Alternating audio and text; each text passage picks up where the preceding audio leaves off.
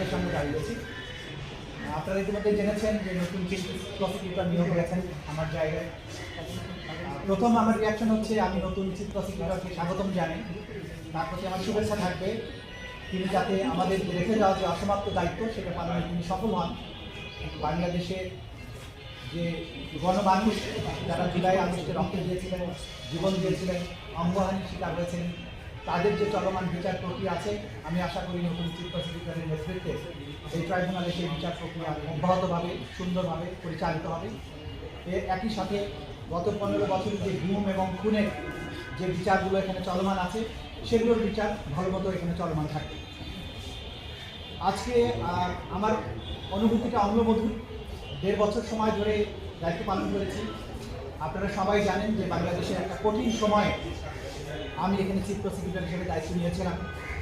জুলাই আগস্টের বিপ্লবের পরবর্তী সময়ে নতুন অন্তর্বর্তীকালীন সরকার যখন দায়িত্ব নিয়েছিলেন সেই সময়ে বাংলাদেশে প্রায়োরিটি ছিল যে সদ্য ঘটে যাওয়া যে গণহত্যা বাংলাদেশের মাটিতে হয়েছিল, আমাদের তরুণ ছাত্র জনতার জীবন দিয়ে বাংলাদেশের একটা স্বৈর শাসনের অবসান ঘটিয়েছিলেন, তাদের যে উপরে সংগঠিত নিষ্ঠুরতা, তাদের উপরে যে গণহত্যা হয়েছে সেই বিচারের দাবিটা সেখানে প্রবলভাবে ছিল।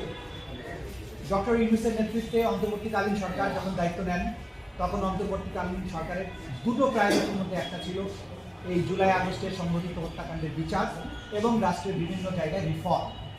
তো সুতরাং দুটো প্রায়োরিটি এক জায়গায় আমাকে দায়িত্ব দেওয়া হয়েছিল এই বিচার প্রক্রিয়া এগিয়ে নেওয়ার জন্য। আমি যখন দায়িত্ব নিয়ে আপনারা জানেন যে এই মূল ভবনটি তখন পরিত্যক্ত অবস্থায় ছিল, চিফ প্রসিকিউটরের কার্যালয় পরিত্যক্ত অবস্থায় ছিল, একটা টিম সেরে কার্যক্রম চলছিল। তার আগের প্রসিকিউশনে যারা ছিলেন তারা সব কিছু এলোমেলো রেখে পালিয়ে গিয়েছিলেন, বইপত্র নথিপত্র বৃষ্টিতে ভিজছিল, এরকম একটা বিশৃঙ্খল পরিস্থিতির মধ্যে দিয়ে আমরা দায়িত্ব নিয়েছিলাম। সেখান থেকে আপনারা জানেন যে শুরু করেছিলাম ছুটে যাই আহত যারা আছেন হসপিটালে, তাদের যেখানে আলামত আছে গণহত্যার শিকার যারা হয়েছেন সেগুলোর কাছে আমরা ছুটে যাই এবং সেগুলো সংগ্রহ করতে থাকি। পরবর্তী সময়ে গুমের ব্যাপারে যে তদন্ত হয় সেগুলোর ব্যাপারে আমরা কাজ করি এবং এই কাজ করার মাধ্যমে আপনারা জানেন যে একটা কঠিন সময়ে যে কঠিন চ্যালেঞ্জ ছিল সেগুলোর মধ্য দিয়ে আমরা বিচার প্রক্রিয়াকে এগিয়ে নেওয়ার চেষ্টা করেছি। কারণ আমাদের দায়বদ্ধতা ছিল বাংলাদেশের ছাত্র জনতার প্রতি, যারা জীবনের সর্বোচ্চটা দিয়ে বাংলাদেশকে দ্বিতীয়বারের মতো মুক্ত করেছেন, স্বাধীন করেছেন।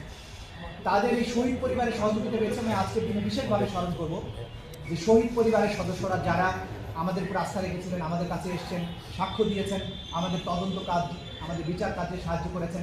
শহীদ পরিবারের প্রতি বৈষম্য বিরোধী ছাত্র আন্দোলন, বাংলাদেশের যে সমস্ত ঘটে যাওয়া ঘটনার ব্যাপারে প্রত্যক্ষ